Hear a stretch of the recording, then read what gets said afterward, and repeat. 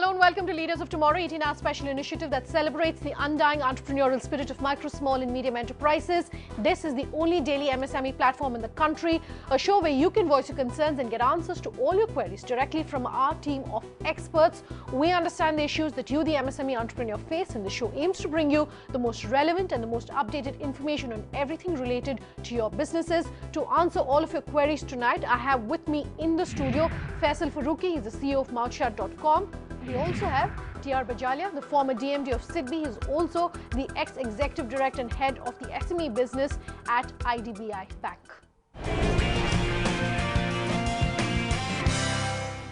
All right, gentlemen, thank you both very much for being with us here tonight. Let's kick the show off with a query that's coming in from Shashank Tilak. He's calling in with his question. Shashank, what's your question for our experts? My company, Vainatiya Software Consultancy, offers services for improving business performance. We are focused towards companies with turnover of 50 to 500 crores per annum. From our experience, we know that these companies face problems with scaling up, replicating their early and good performance, growth, profitability, etc. Yet we are facing problems with getting buy-in from such potential clients. We would like to have some expert help and access to board-level stakeholders so that we can help these mid-sized organizations to achieve their full potential. Thank you. All right. Since Mr. Bajalia has been on the show quite often, maybe I can ask you to kick the show off, Faisal. What recommendation would you have for Shashank? Thank you. I really feel that Shashank has this common problem which most entrepreneurs when they start their business face is how do I get my first client? How do I get access to a list of people that will be able to support my product which I've just launched, etc. I feel today ज़्यादा लोगों को ये मेहनत करना चाहिए to get one or two people to use your product. If one or two people validate your product, when I say people means a company or a group of people who may have the use for that product. Where do you find them? Online. Today, I think LinkedIn is one of the best resource for reaching senior level people. And sir, आपको यकीन नहीं आएगा, लेकिन चाहे वो आदमी currently chairman है, CEO है, if they get a genuine request on LinkedIn, people are very altruistic. They help, and especially budding entrepreneurs. I've seen this whole cultural shift in this country where senior executives are trying to help freshers or people who've just started their business. I would really advise him कि शशांक आप जाइए online LinkedIn पे थोड़े connect करिए, आपको अपने product के बारे में मालूम है और आप अपने प्रोडक्ट को समझाइए, ऑनलाइन समझाइए और एक दो डेमो क्लाइंट्स ढूंढ लीजिए. Of course they will not be able to pay you or you shouldn't even ask them for a big amount of money, but at the same time you should ask them for reference and they should agree if they like your product. Yeah, I think Mr. Faisal, he has clarified the concerns what Mr. Tilak is having. I feel that the product in which he is there and where he needs the expertise, if he identify and there are a lot of people available in the market, he can go online through LinkedIn is one of the major source, or there are other various companies which are collecting such data, that various expert in various fields who are on the panel for becoming a independent director on some of the companies. So this type of information is available, and based on that information he can identify the people and make use of their expertise. Shashank, that's in response to your question, and trust that answers your query. Let's take in our next question. This is also a call and is coming to us from the line of Devendra Gule. Devendra, what's your question? My name is Devendra Gule. I'm the director of Sudin Travels and Forex Private Limited, Pune.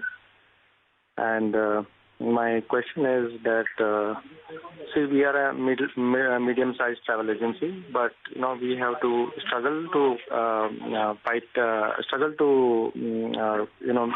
compete with the fares given by the online travel agents, OTAs, and as a result of which we have to cut down on our margins. I mean, if we want to get the conversion done of the booking. So the question is, how do we compete with them? I mean, what methodology we should apply? What business policies we should apply to compete with them. So the internet, and we talk about this quite a bit, Mr. Bajalia, is leveling the playing field between small and large companies. Specifically, as far as Devendra's question is concerned about the internet and online media, what would you have to say? You see, this today is the time of competition, and everybody wants to show his presence in the market. Everybody is trying or struggling to grow and make a better in the market share. So, this is the media, or this is the area which is comparatively cheaper, which is available to him to grow his concern. So, definitely media is such a source where for marketing purpose or to know the market, know about their products, about their expertise, I think everybody is making best use of it, and this will continue to grow. Okay. I personally feel that the internet has definitely made life difficult for small travel agents, especially if you are not online. But the debate now, I think, is over. It's not about whether there is an option or whether there is a choice. You have to go online. And if we go online, we also have to remember that it's, if you're online, then it doesn't matter really if you have a lot of external funding or not. If you have a select loyal clients, they would also like to access the same ticketing pricing that a Make My Trip or a Clear Trip customer may be able to help. Now, so my first advice would be that stop differentiating yourself from whether you're an offline player or an online player. Online, everybody has to go online. Even if you're an offline player, there are enough solutions available which can bring you online within few days. Okay. So now you see where you can do a value add. Now, value add in ticketing is over. It's become very low cost carriers are there. So value add can be in holiday packages, in conferences, corporate purchases, corporate travels, etc. And that's where I think people still require service. They'll still require some personal touch. And for example, let's say in ET now, you have thousands of employees. So just employees may not just be signing up on XYZ portal. You will need a travel agent who will handhold them. And I think to a great extent, this is where the small travel agents can survive, as Devendra said, the onslaught of well-funded online travel agents. Okay, so it's not a question, like you're saying, of whether they need to go online. You have to, you have to have some kind of value add that helps you differentiate from the larger players. Absolutely. I guess. This next query is coming to us from Umesh Gupta. He's written in to us. Do stay tuned. At the end of the show, we'll tell you how you can reach us on email. He's written in to us to say, what is the institutional ecosystem in our country for supporting new ventures, especially in the IT enterprise segment currently? He's written in to us to ask our experts why there is no proper support system in India to encourage innovation rather than just services and B2C space. So this is an interesting panel we have tonight, an entrepreneur as well as someone who's used to funding companies and is used to look at financing. Maybe let me start with you as an entrepreneur. Is this a concern that you've seen? Umesh has raised some very good concerns, and I'm sure there is a huge number of people out there who probably have the same question and dilemma in their mind. But let me tell you, if a VC doesn't understand your business, if a VC does not want to fund your business, that's not end of the world. If you and I can give you countless examples of companies that VCs have not been able to grasp when they were introduced in the market. And for example, Cisco System, one of the biggest companies in the world, not just in the IT space, but one of the biggest companies in the world. He was rejected by, it was a husband and wife team in the early 80s, sir, and you know it's legendary. They were rejected by 20 VCs, and the 21st VC, Don, who funded them, gave them a very, very strict term sheet, which almost like took away the company from them. And of course, I can go on and rattle off countless examples. I think most entrepreneurs in this country today think of VCs as the only person or institution that will fund their ideas. But I'm telling you, there is a huge, huge angel network out there. Even before you approach the VCs, I would urge small entrepreneurs or people who have cutting edge technology out there to go to these angel networks. Now, angel network really is an angel network. These are people who are very, very enthusiastic about investing in your company. They may or may not understand your technology too much, but they believe in you and they believe in your idea.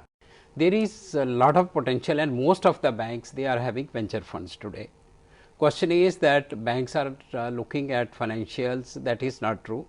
As he has mentioned that the vision, they focus on the vision where this company has to go, and venture is a very risky ventures. This means that when you are not getting easily, you are not going to get the finance from the organized sector. This is the segment which come forward and support you based on your innovation, your ideas, and for that they have to be very critical about your capabilities, your innovations, and how you are going to lead that, and you are going to reach the point which they are expecting. Sure. So, based on that, it is not only the cash flows, and when you are approaching these institutions, I think you do not have the cash flows to show that that you can support that, but despite that they are supporting that. There is a big setup. I think you need to maybe approach SIDBI or various funds which I think are listed on SIDBI's website.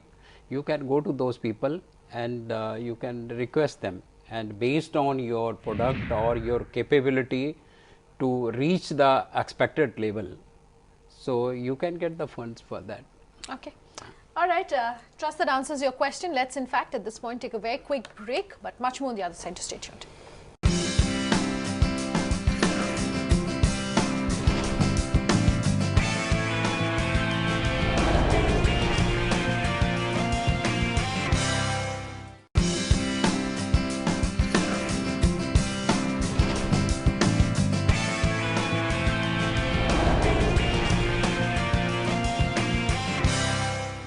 Welcome back. You're with us here on the Leaders of Tomorrow, and we're taking in all of your queries. This next question, in fact, is coming to us from Dheeraj Ketan. He's calling in with his question. Dheeraj? Thing is that at present, Bangladesh, China, Pakistan are our competitors. They are performing well and better than us. Even in spite of Bangladesh is very small compared to our industry, but their export in textile is in volume is bigger than India. So we need to strengthen our infrastructure, and we need to concentrate the incentive and infrastructure facilities to be facilitated to entrepreneurship. So we can it should be level playing field, and we can compete better in international market compared to our China, Bangladesh, and Pakistan. This is my request and concern from related authorities. Okay. Mr. Bachale, maybe I can ask you to answer this question first. Yeah. You see, this textile in India is a major industry, and it provides a lot of support to the country's manpower. A lot of labor is employed in this, and this segment in fact has been continuously growing, and government also have been extending various benefits to this sector. Like various textile clusters, then interest under tough interest subsidy was available. The government has been supporting this segment. Now, question comes when you have to compete with other countries or other big markets.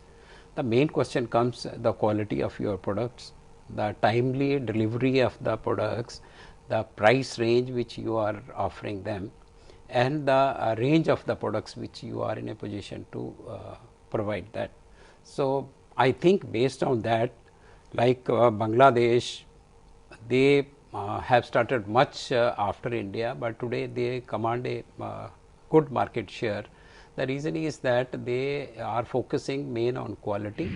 Labor cost is low there, but I think labor cost in India also, slightly it is more than Bangladesh, but it continues to be lower as compared to other countries.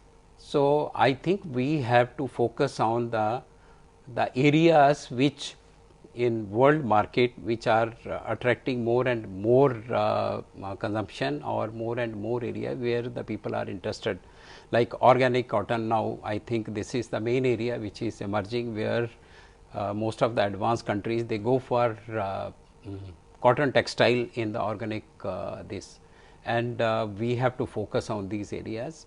Like in some area like African countries, their PV yarn or cloth made from that are more popular, and I think that market is being fetched by our this thing. So, we have to identify the market and we have to focus on those markets. There is a huge competition and lot of pressure on the prices side from China and other countries, but I think keeping in view our own name and the specialized products which we are manufacturing, Indian textile will continue to have a good place in the international market. Sure. Dheeraj, that's in response to your question. Let's take in our next query, and this is an email coming to us from Om Kaushal. He's written in to us to say, will implementation of GST affect the healthcare business? Gentlemen, the healthcare experts and the companies that in the healthcare space tell us that it's not going to be so much of a concern as far as their industry is concerned. It's not really a whole lot of concern. I think if you talk about healthcare, then there is healthcare services, and then there is healthcare manufacturing, pharma, etc. And what are you talking about? So if you're just talking about healthcare services, then right now I think on hospitalization, healthcare, you don't have too many taxes. I mean, it's India is one of those countries which has exempted health services, etc. from the whole mundane or plethora of taxes that other industries we. But as far as pharmaceutical, etc. is concerned, or medical devices are concerned, which is a huge percentage of our spending. For example, an average household spends a lot of money on medicine, stent devices, etc. I think overall consumers are going to benefit, and of course the industry is going to benefit because you have manufacturing in different states. A lot of pharmaceutical industry manufacturers have their plants located in Himachal Pradesh and in those hill states, etc. For various reasons. So interstate transportation, billing, etc. will improve.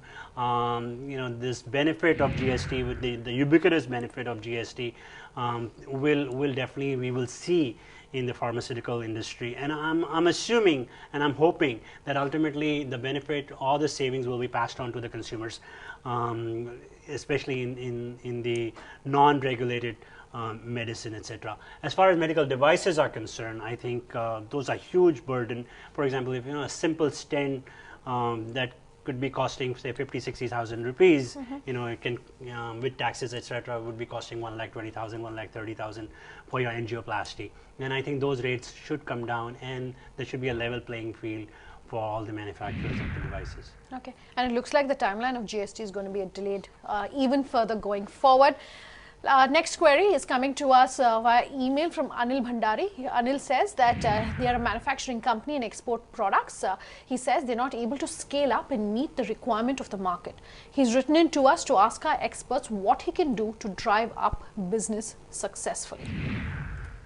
Mr. Bhandari, actually, he has not mentioned that he is in which industry he is there, and what are the problem he is facing in scaling up his operations, whether it is on finance side, whether it is on capacity side, he is not able to expand his capacity, or he is facing some marketing problem, or he is facing competition from other MNCs or from other this thing. But I feel that maybe perhaps major reason may be the finance, which I feel that finance is the constraint for expanding his capacity and going for the even innovation of new products or this thing. So, if that is the case, I feel that if his operations are good and he is consistently growing, he is getting the repeat orders and his order book is good, perhaps he can go to any bank and he can get his working capital. Main requirement is working capital. He can get his working capital enhanced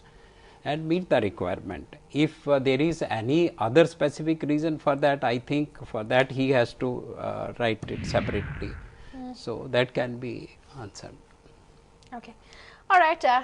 Thanks for sending in that query, Anil. If we had known which industry you're in, perhaps the answer could have been a little more specific. But our next query is coming to us from PC Bhandari. He is written in to us to say that he's essentially in a dulux in the small scale manufacturing sector, and has written in to us to ask that in the small scale sector there are so many requirements of government agencies for various data from for his company. He says it's a good suggestion if they keep a national data center for which each department can withdraw its own requirement and need not therefore fill out so many forms. And this is a constant refrain that we hear from a lot of IT companies as well.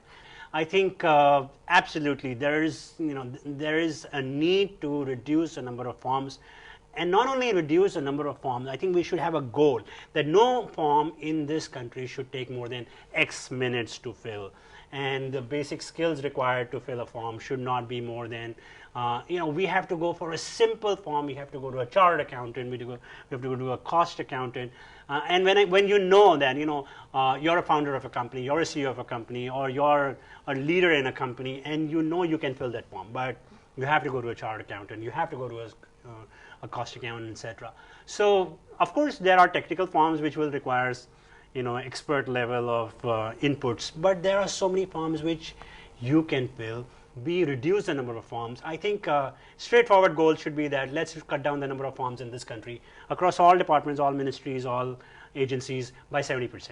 So then the remaining 30%, then how do we so it should be in plain English, proper Hindi, which the language that everybody in the business or as they say, the aam aadmi or aam janta can understand and fill, so that we don't and see. I think once you have all these things, you can of course go to digitization, which we are doing to a great extent, and also the government push has been towards digitization of so many things. So data can automatically be collected and collated. But I must tell I must tell Mr. Bhandari that if you go to india.gov.in, there is a huge repository of data, authentic data. It may be a little outdated, which means we are in 2017 now. The data may be last updated in 2013-14, and those are the kind of, but the data is there. It may not be 100% accurate because you don't know, but as far as the government is concerned, that's the statistics that they are actually looking at. And of course, if you need something specific, there's always RTI to help you. And my experience has been with people that I've worked with in the industry, specifically in the IT industry, the government or the departments have been very willing to share data that you want through RTI queries. Okay, the government, of course, like Faisal is saying, there's so many campaigns, but what really comes down on the ground can still be a little complex. But the government is also talking about ease of doing business and has been working on that. Has that had any impact? You see, this the basic data, when first time you go for registration or when you commence your operations, the first year you provide some basic data, whatever industry is there. But after that, again providing the same data time and again and wasting time, I think that is not required. And today in India, I think on any industry, you want any information, it is available online. So perhaps maybe the additional information, if somebody has gone for another product, maybe the chemistry of that product if it is required, so perhaps that can be given, but again same and repeat data should be avoided. And it not only you have to focus time on that, it wastes a lot of time also. And again the data, then again it is sometimes you find it is not very authenticated or not correct data. So we should not make it that anybody third means class 3 person or anybody preparing the data and directly sending. It has to be reliable and accurate data, for which time and again we should not be asking to repeat the same. Once this data is given, and it can be digitalized and it should be made available online. And various ministries, I think today SME, if you want any data, whatever units are registered, you can get the information. Various associations are there who are getting the entire data, entire information about their companies which are listed with them. All right, gentlemen, thank you both very much once again for being here with us tonight. Do remember that if you have any query about any aspect of your business or you want to be featured here on the show, you can write in to us at leadersoftomorrow@timesgroup.com, or you can personally tweet at me at Sunanda_J. You can reach us on social media using the hashtag LOT, or call us on that number you see flashing on your screen. We promise to have all your questions answered. Thanks for watching. Have a good night.